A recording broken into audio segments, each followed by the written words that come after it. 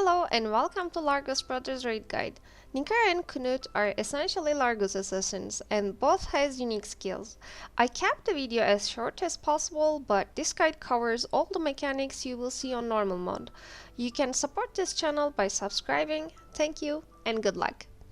So for the mechanics. These two bosses mostly have AoE spawning on the platforms, so as a DPS or a healer you should be dealing only with dodging and DPSing or healing.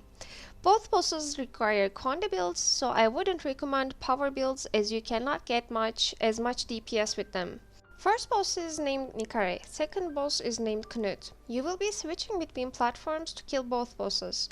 Some guides recommend for group to be split into two after 50%, but my guild does not kill them this way. We don't separate the group.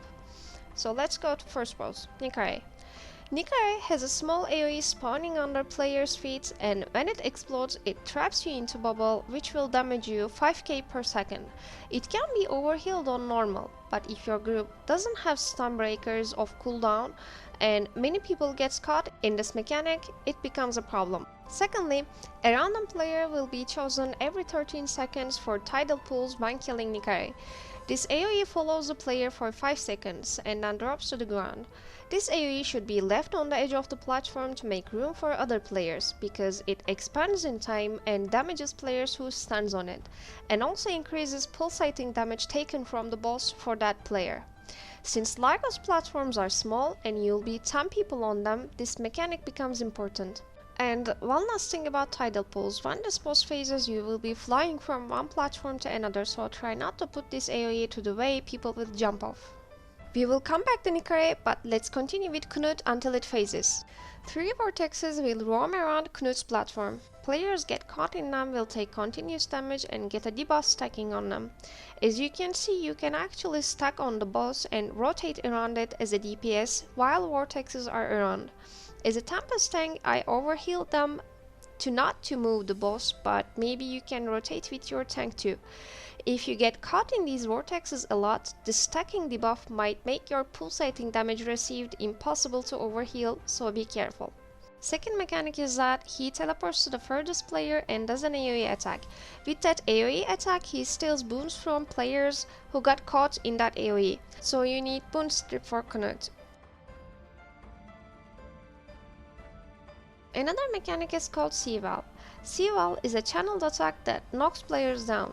This mechanic is hard to see for new players but very important to dodge, because for every player got hit by this attack, the boss will gain 3 seconds of protection. Besides that, I got thrown off the platform quite a lot of times because of this mechanic, and it caused my party to lose DPS. Honestly, I still can't see this mechanic most of the time, but the trick for is that when boss is channeling this attack, you will see a slightly shining circle released from Knut, and after that C-Valve comes. I will show that in slow motion second time so you can see.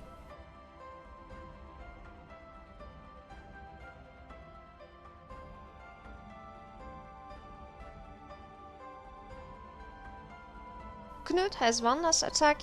Its 3 small AoE circles on the platform appears 2 times, one after another, and damages players who stands on it. Needs to be dodged. Let's continue with the last 2 mechanics of Nikare. Nikare has 2 big AoEs spawning under 2 random players. These AoEs are big but still manageable. It deals damage when it explodes to the players standing on it and also pushes them back. You might fall off the platform if you are on the edge of it.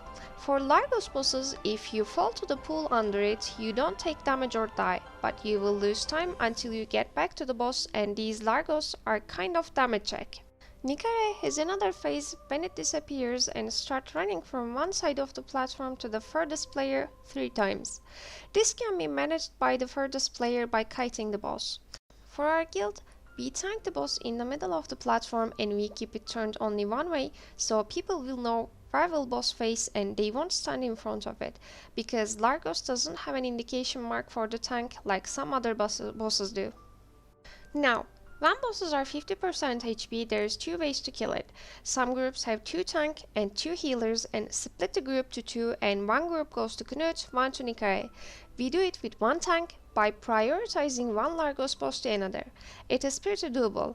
Know that Knut has less HP than the other boss, and when you kill one boss before another one, the remaining boss will be enraged.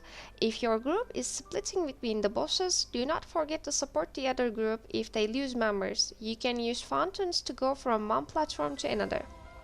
When you meet bosses on their platforms, they will be doing spinning attacks which needs to be CC'd immediately because at that point you will be under timer pressure. These will be all the mechanics you will be facing on normal mode. Good luck!